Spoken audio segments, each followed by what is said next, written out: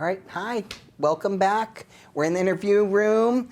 Thank you, Maurice. I love your words. I love the way you speak your truth and speak the words, Lady Ashley. We are, in the last 2 hours of this fantastic telethon. It's been an adventure. It's been so much fun. I just want to hold a little bit of space and give a big thank you to Kristen Goodman and to Rissa and to Aaron and to Mira and to James and to the rest of the IT crew. You all, this has been just an amazing journey, an amazing adventure, a lot of fun, and we're coming down for the landing here.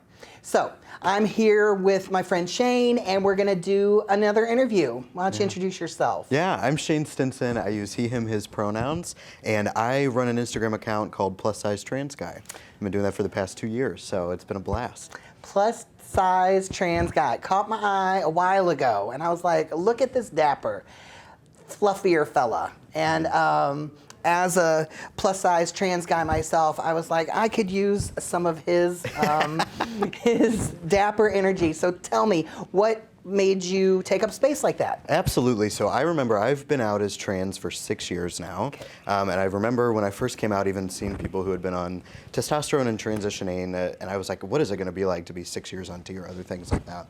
But when I first started, I remember trying to find community through the online, the internet, Tumblr when it was still popular before all the things happened, YouTube, and I couldn't find anyone that looked like me. I only saw very thin, white, muscular, trans, masculine of center people, and it was hard for me to envision what I was going to look like when I transitioned. I was like, how is testosterone going to work with my body? How will I fit into clothes? Binding was a completely different journey for me, and thinking about top surgery in the future, thinking... Yep. There it went. But thinking about top surgery in the future, and I was thinking, how will this journey impact me with my body type? And I didn't see a lot of people that looked like me, and so for a long time, I just was struggling to find that representation, and I decided that I would be the representation I always needed when I came out, and so I've started to do that since. So have you always had a fashion sense? I feel like if I were to look at photos of myself in middle school or high school, I would say I tried. I definitely would try to, but I think as I got more comfortable in my body and more comfortable in my identity, I felt much more confident to take fashion risks and try on things that I was always scared to do, different colors, patterns, and so I would say I honed in more on that fashionista inside of me, probably my junior or senior year of college, and so I just started owning it much more recently. Yeah, I want to back up just a little, because as a trans-masculine human, certainly the initial, I guess a lot of the possibility models that I see in media in particular are masculine humans who are what we would typically center as masculinity, attractive masculinity. Yeah. Can you have them just, attractive masculinity as far as like built and the skinny and the waist and the things. And so I look at things that people pass around on the internet, like, look at these hot trans guys, you would never guess, and I'm just like, wow, I don't see myself reflected. So it's refreshing to see you taking up that space. Well, thank you. In like such a fabulous way too. So how has that journey like internally been? So I was recently talking about body positivity and masculinity and transition just a while ago, and was talking about how dysphoria manifested so differently. And so when I finally started appreciating and accepting who I was as a trans man, then this whole new identity crisis of like, how is my body supposed to look? How am I supposed to be masculine? All of these pressures came on in a new way that I had never envisioned before. And so I was like, well, am I going to be less trans if I don't look like those white built, people who've had surgery? Like, I really felt this struggle and this dissonance between my identity and that relationship. And so until I really started that Instagram was a space for me, even before I had a following, to just claim that space myself. And now being able to do that, I felt really confident. But it was hard for a long time to really feel comfortable in my own skin and to feel like other people would appreciate that. Yeah. And I think what was really affirming to me is seeing how many lives I touch and impact through Instagram, and people saying it is refreshing to see you wearing a binder, to see how that, navigates with your body. It's refreshing to see the clothing you wear, embracing femininity in a new way that I never had before. So that has encouraged me to continue to go forward with it. Yeah. And then how have the people around you reacted to this? I would say many people have embraced this, and my partner has always been so encouraging and continued to lift me up and said, you need to continue to show this because people are looking for this sort of representation. Yeah. My family has been really supportive, and teaching them. Obviously, I never got into it for any sort of career move. I was doing it specifically to embrace who I was and give myself an outlet to show that confidence. But even seeing them, they're like, oh, you could, teaching them that you can make money off of YouTube and Instagram and all of these things. They're like, you can take this really far. So they're really proud in that way. My friends have been uplifting, and people are encouraging to say, hey, try this product, or can you do this for me, or can you give me advice? It's opened up a whole new world of relationship building for me in that way. So why Instagram?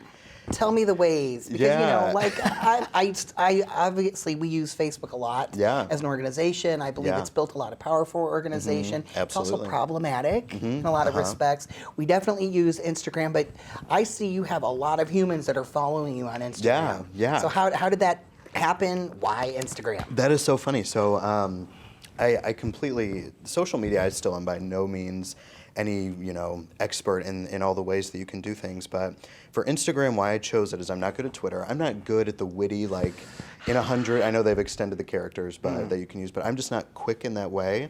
I'm a more calculated, I like images. I respond well in that way, and I built a lot of relationships.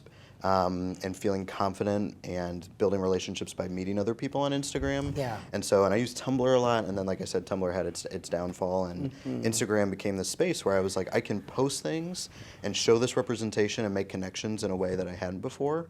And so I chose Instagram, and I remember I had a personal account, but I was like, I wanna claim this space as plus size trans guy when I think, like I said, it was about 2 to 3 years ago. And I was like, I'm going to start organically. I'm just going to create this account, use hashtags. And I created the hashtag plus size trans guy, but then found, the stereotypical trans guys of Instagram, trans is beautiful. And when you would look at those hashtags, all you would see is, again, white, trans masculine of center people who were very built and thin. And I was like, I'm going to take up space in these areas. And so people who are looking there will see me and find a new space or a new, Instagram account to follow. And so what I try to do is I'm not as good as I should be, but I try to at least post once a week. If I can do more, I usually do. And the pictures are normally of outfits or of specific journeys that I'm dealing with or things of that nature. And then I'll use stories to really communicate with people. And so I'll answer questions or showcase what I'm doing in my daily life and try to build that relationship through Instagram. So do you have designers looking for you? So I've had a couple of people reach out. Nothing huge in the works, but I did just model with GC2B, the binder company, which has been a blast, and that family is phenomenal. Marley, who is the CEO of GC2B, is just an incredible human being, and they flew me out to DC to model in their binders. I felt like a real celebrity. Right. It was so much fun and so refreshing to be in a space with so many trans people and trans people of color, and just seeing this community in a way that I don't get to see in Colombia as much, and they're phenomenal people in Colombia, but not in the same way that it was out there. Sure, coastal things, right? Yeah, it's different than our Midwesty flavor. Without a doubt, but seeing the compassion that Marley takes to say, these binders are for every body type or for any type of person. Lots of different tones, lots of different ways that they fit bodies, Absolutely.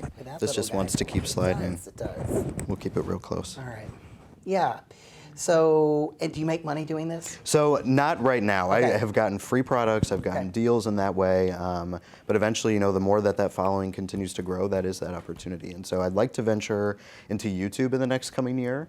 It requires resources to be able to start that. And so working towards that and investing in it. YouTube, I have a young trans human who I happen to be raising, and he is, I'm not going to say obsessed with the YouTube. Yeah, YouTube is a whole thing. And there's not a lot of good trans YouTubing going on. And certainly he is also a thicker trans guy. And do that. However I can support, I will help support that. I appreciate that. Yes. And I want to review, I get a lot of questions about, can you review clothing? Can we see your closet? Can you talk about the things that you're experiencing? I was like, I would love to do that. Navigating talk about, the world. Fashion advice. Yes, I'm into it. So one day, hopefully in 2020, that's the goal, is that we're going to have that started. Well, I really like, first of all, I'm a fan of your mother. Thank you. I really like the way you take up space. I like the visibility that you're giving out in the world. I like the energy that you're putting out in the world. Congratulations on your Thank you. Thank you. engagement to your Thank you. love. This is one of the ways that we're sort of like holding space for folks. Your support is vital to our liberation. I believe that your visibility is vital to liberation because having all different kinds of humans represented in media is vital. And thank you for your Sarah. visibility. It has just been an honor to be here, and when you reached out to have me come on, I was just completely humbled and thankful to be a part of this community, and thank you for inviting me. Right on. Thanks for coming. Thank you, absolutely. All right. I'm going to send it back to the big room, y'all.